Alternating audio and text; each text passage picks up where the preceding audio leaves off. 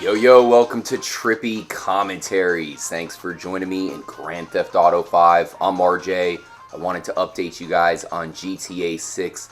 Make sure to stay tuned here at the channel because we'll give you every update as it comes. And if you guys have been paying attention to the news recently, apparently Rockstar has been doing some hiring. I think that's a great sign that they are working on GTA 6 as well as some other games that will probably be released soon. But when it comes to Grand Theft Auto 6, that game is going to be so massive that they're going to have to bring people and developers out of the woodwork to help out, and hopefully some good musicians as well. I'm expecting that game to have a great soundtrack.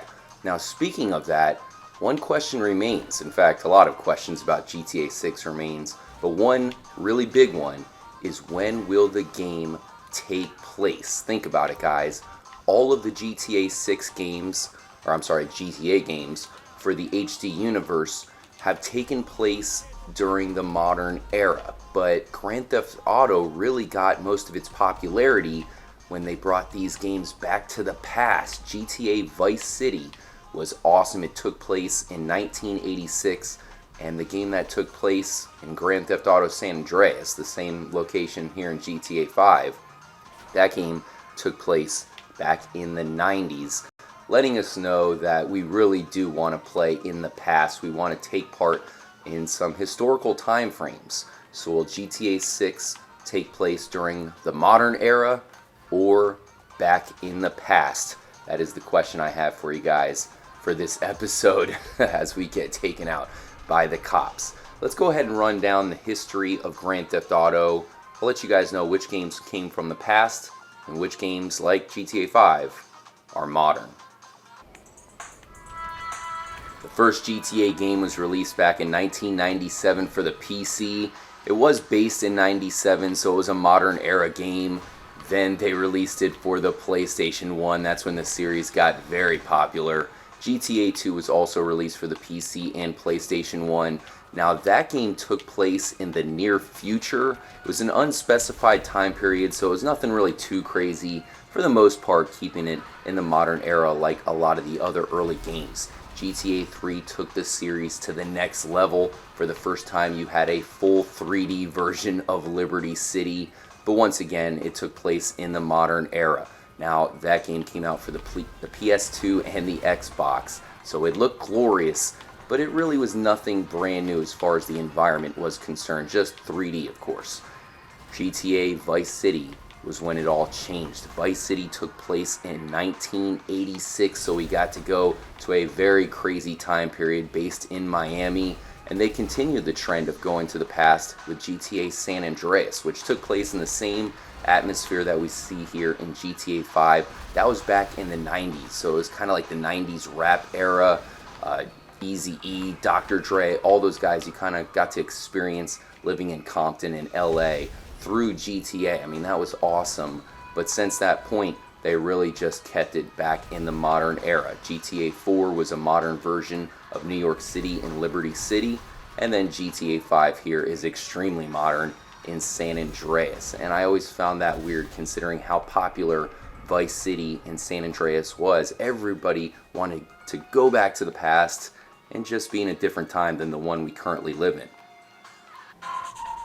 GTA 5 does have a prologue that takes place in 2004, so we get a small taste of past gameplay, but not much. What I'm hoping is that GTA 6 has modern and historical gameplay. So in other words, it'd be like us playing San Andreas here in the 2000s, or whatever you want to call it, and then having some missions where we have to go back to the 70s or the 80s, maybe meet up with different characters. That would introduce new vehicles, maybe different landmarks in the location. Now, that would probably be very difficult to pull off considering the massive landscapes that Rockstar creates, especially the one that we will see eventually for GTA 6, but I think that would be an epic way to make Grand Theft Auto even better. Give it so the next country or continent that we get to play in has different time periods that we actually have to complete missions. We'll see if Rockstar is able to pull that off.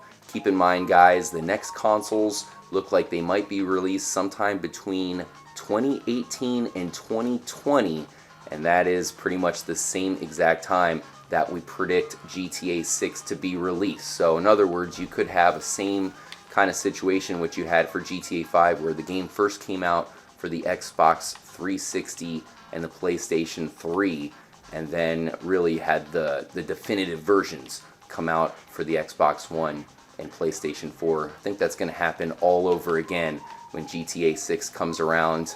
I really expect the game to have a lot more interiors. That was one of the things a lot of people were talking about when GTA 5 was getting set to be released, that it was going to have many more interiors than we've ever seen before, but that's not the case, probably because these consoles are just not powerful enough. Well, they're not going to be able to say that about the Xbox 2 or whatever they do end up naming those. I think GTA 6 for those consoles is going to be something like we've never seen before, possibly with gigantic land masses with different periods of the year, different periods of time. Let me know what you guys think, if you want something based in modern era or in the past like Vice City and San Andreas. Hopefully it'll be epic. I'm sure Rockstar is going to give us something great. But before we get that game, how about a single player DLC? Maybe it's not too late to actually take us into the past in this game with a DLC based in the 90s version of San Andreas. Catch you guys soon. Until then, as always, stay trippy, my friends.